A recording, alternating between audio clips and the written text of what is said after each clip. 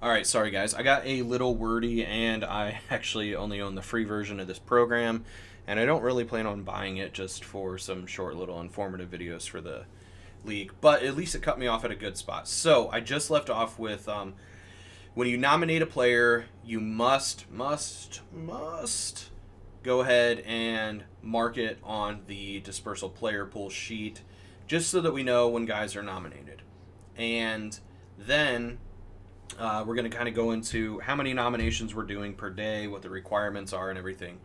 Number one thing, I'm not going to track nominations for this. It's ultimately kind of a waste of my time.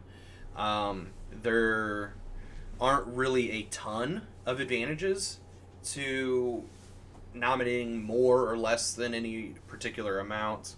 I mean, depending on specific draft strategies, there are certainly advantages to either, but not necessarily there being unfair cheating type advantages. So I'm not going to track how many nominations are made per day. I'm going to ask that owners make between 5 and 7 per day. If you dip a little below, fine. If you screw up and you accidentally do like 8 or 9, that's also fine. These aren't huge deals, but 5 to 7 should keep it relatively manageable for you guys, at least to start off. But it will also create a relatively large amount of players available by days 3 and 4, which will then kind of force you guys to like really kind of bid what you want to bid, and then players will start falling off the board. There'll be one. So that's what we're going to do. If somebody starts going crazy, I will say something to them. So if you notice anything, let me know. Like if somebody just like nominates 20 players in one day, that's not cool. That's a bit much. Also, I will throw this out there with second player copies.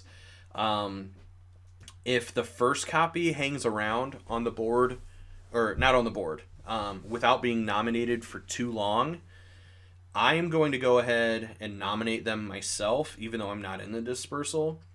I'll put them up for $1 and kind of let it go. The reason being is I don't want us to get down to the end and, like, let's say both copies of Tua have not been nominated and we have like 20 total players left. So that means one copy of Tua has got to go all the way through for 24 hours without being bid up, and then another copy has to go through. And it's boring.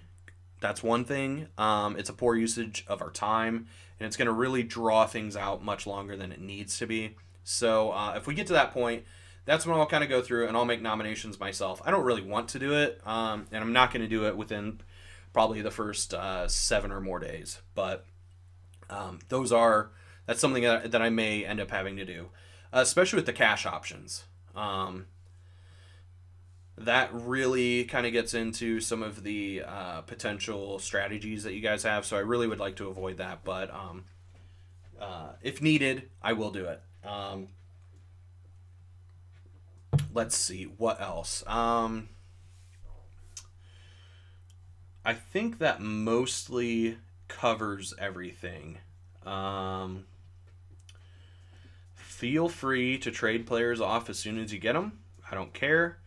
The cash and Devi players, instantly move those to your taxi squads.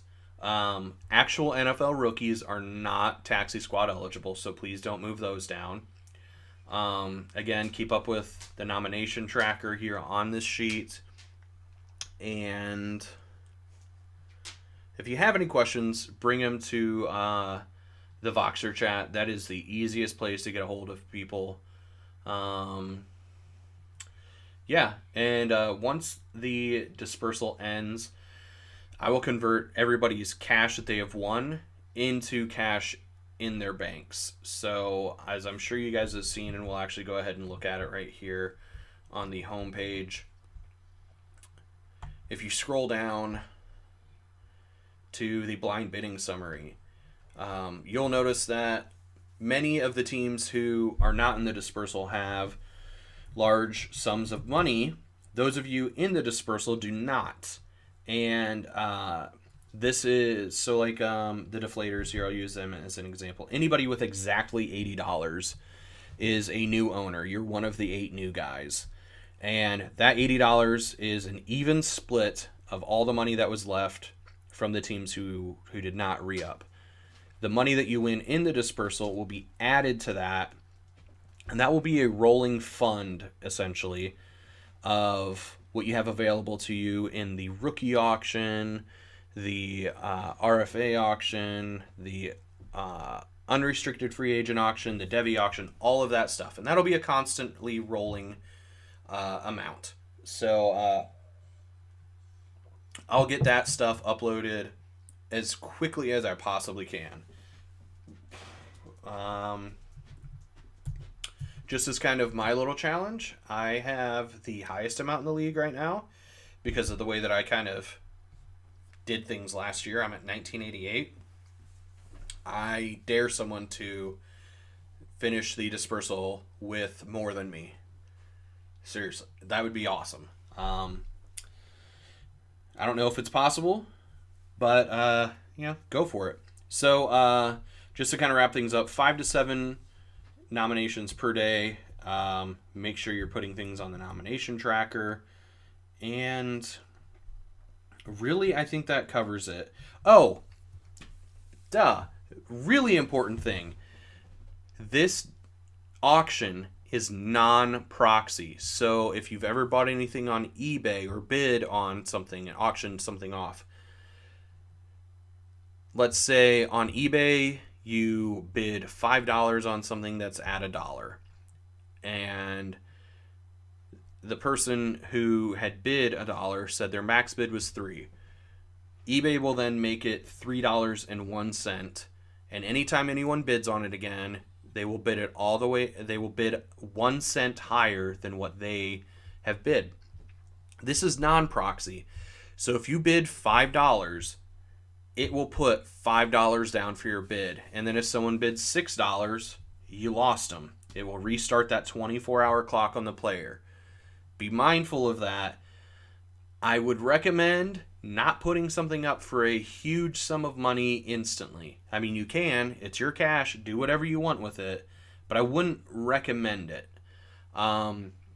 If you make an error and you message me, like, pretty much right away, I can delete it.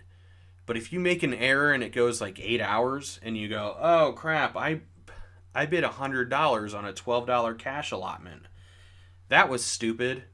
I mean, if it's been a long time, I'm not going to reverse it. Not because I'm trying to be mean, because it has the look of being intentional. And if you intentionally do something stupid, that's on you. But if you accidentally do something, 100% I'm happy to correct it. If you accidentally bid somebody up when a player is within an hour or two or whatever of them being won, there isn't a good way to fix it. So please be mindful of when you're bidding. But if you make an accident, an error happens, we'll work on fixing it as long as you let me know. So yeah, sorry, these 2 videos have turned into about 20 minutes.